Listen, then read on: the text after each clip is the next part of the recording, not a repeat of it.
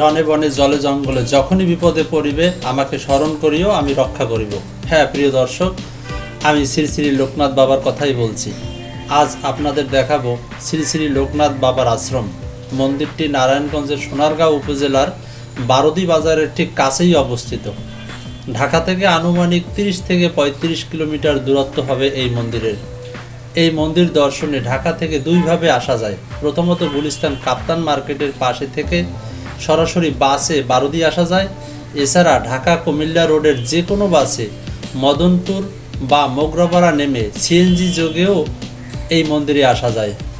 প্রিয় দর্শক, আমাদের এই চ্যানেলের মাধ্যমে দেশের বিভিন্ন দর্শনীয় স্থানের ভিডিও প্রচার করা হয়। হয়তোবা এই ভিডিওর মাধ্যমে কিছু জানা অজানা তথ্য পেয়ে যাবেন। তাই আমাদের এই ভিডিওটি ভালো লাগলে লাইক, শেয়ার ও সাবস্ক্রাইব করার মাধ্যমে আমাদের সঙ্গেই থাকুন। যাই হোক, মেইন গেট থেকে ঢুকেই প্রথমেই চোখে পড়বে এই মন্দিরের। এটাই মেইন মন্দির, যেখানে প্রতিনিয়ত বাবার উদ্দেশ্যে ভক্তরা পুজো দিয়ে থাকেন। এখানে প্রতিদিন সকাল 9টায় শ্রী শ্রী লোকনাথ বাবার উদ্দেশ্যে পবিত্র মন্ত্রপাঠ, প্রার্থনা ও অঞ্জলি প্রদানের মাধ্যমে পূজা শুরু হয়। এখানে দূর দূরান্ত থেকে আগত ভক্তরা বাবার উদ্দেশ্যে ভোগ দিয়ে থাকেন এবং পূজা শেষে চরণামৃত প্রদান ও প্রসাদ বিতরণ করা হয়। এছাড়া প্রতি বছর 19শে জ্যৈষ্ঠ বাবার তিরোধান দিবস উপলক্ষে মহা আয়োজনের মাধ্যমে এই দিবসটি পালিত হয়। এই সময় ভারত, নেপাল, ভুটান, শ্রীলঙ্কা সহ বিভিন্ন দেশ থেকে আসা লক্ষাধিক ভক্ত সমবেত হয়।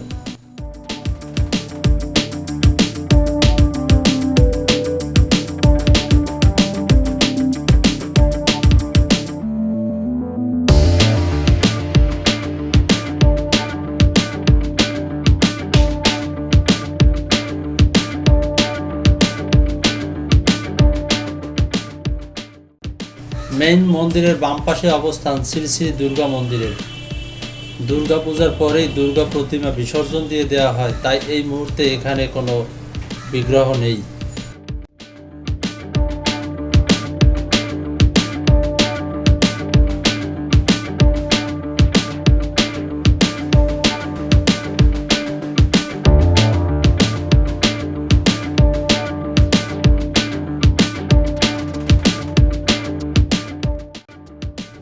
মেইন মন্দিরের ঠিক পিছনেই অবস্থান অফিস ভবন ও দর্শনার্থী নিবাস।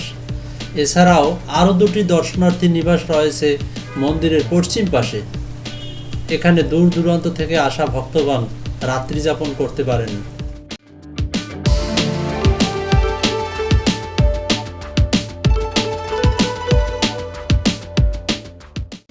দর্শনার্থী নিবাসের পাশেই অবস্থিত শ্রী শ্রী রাধা গোবিন্দ নাট মন্দির। এই নাথ মন্দিরের ছাদে রয়েছে শত শত কবুতর, যা এই স্থানের প্রাকৃতিক সৌন্দর্যকে বহুগুণে বাড়িয়ে দিয়েছে। মাঝে মাঝে কবুতরগুলো মন্দিরের আঙিনায় ছুটে বেড়ায়। এটা নিজের চোখে না দেখলে এর প্রাকৃতিক সৌন্দর্য বোঝানো যাবে না।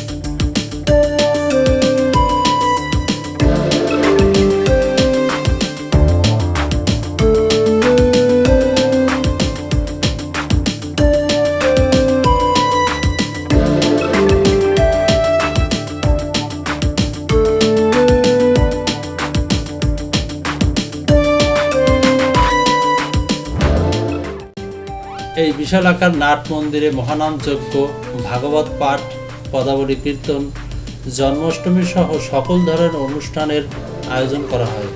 এই মন্দিরে রয়েছে রাধাকৃষ্ণ, গৌরনিতাই ও লোকনাথ বাবার বিগ্রহ।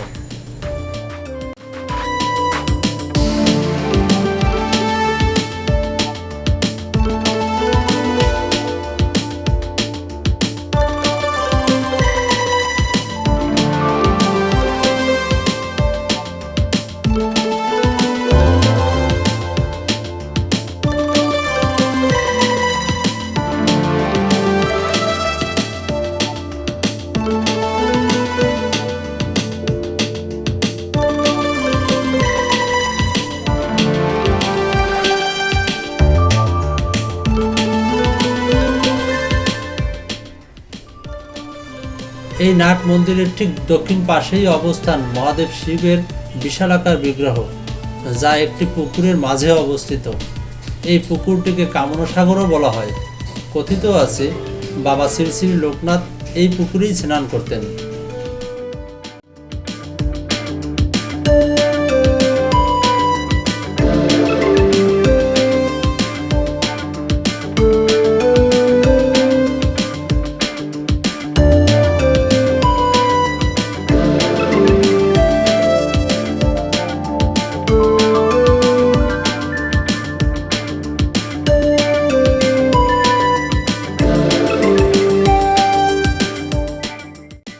বারোদি আশ্রমের মেন গেট থেকে ঢুকেই হাতের ডান দিকে রয়েছে শ্রী শ্রী লোকনাথ বাবার সমাধি মন্দির।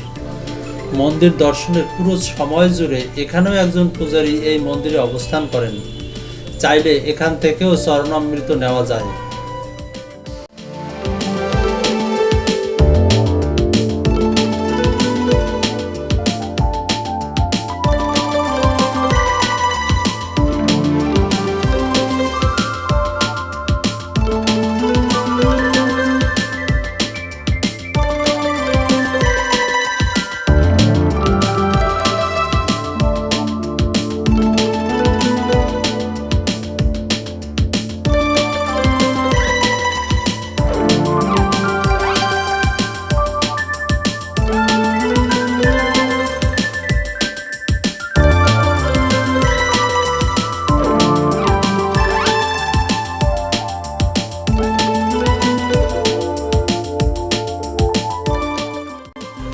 শ্রী শ্রী মহাশ্মশান ও কালীমাতা মন্দির। এখানে অবস্থিত কালীমাতা মন্দির, শিব মন্দির, শিবলিঙ্গ ও শ্রী শ্রী মহাশ্মশান মন্দির।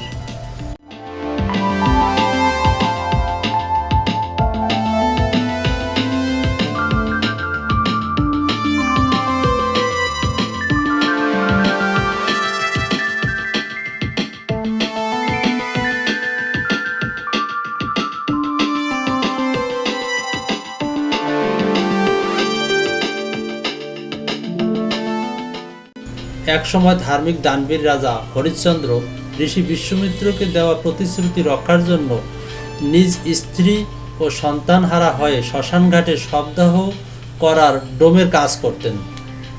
সাপের কামড়ে মৃত সন্তান রোহিতকে নিয়ে স্ত্রী শৈব্যা শ্মশানঘাটে আসেন সন্তানের শেষ কৃতি সম্পন্ন করার জন্য। এই মূর্তিটি তারই প্রতিরূপ।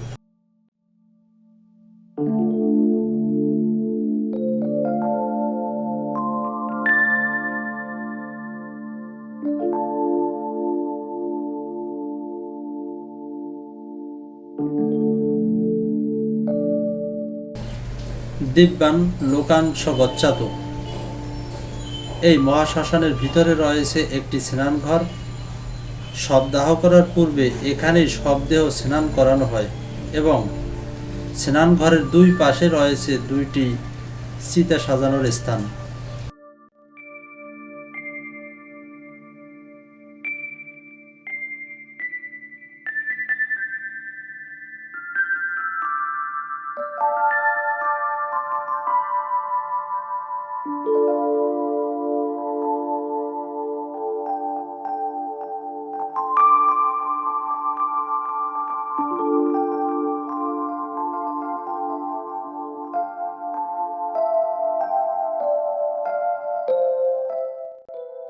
এবার সব শেষে দেখছেন রন্ধনশালা। এখান থেকে প্রতিদিন সকাল 11টায় বাল্যভোগ এবং বিকাল 4টার দিকে আরেকবার ভোগ প্রদান করা হয়। প্রিয় দর্শক, এতক্ষণ আমাদের সঙ্গে থাকার জন্য অসংখ্য ধন্যবাদ। এই ভিডিওটি যদি ভালো লেগে থাকে তাহলে এখনই লাইক, কমেন্ট, শেয়ার ও সাবস্ক্রাইব করে রাখুন এবং আমাদের পরবর্তী ভিডিও পাওয়ার জন্য বেল বাটনটিতে ক্লিক করে রাখুন। আবারও দেখা হবে অন্য কোনো ভিডিওতে।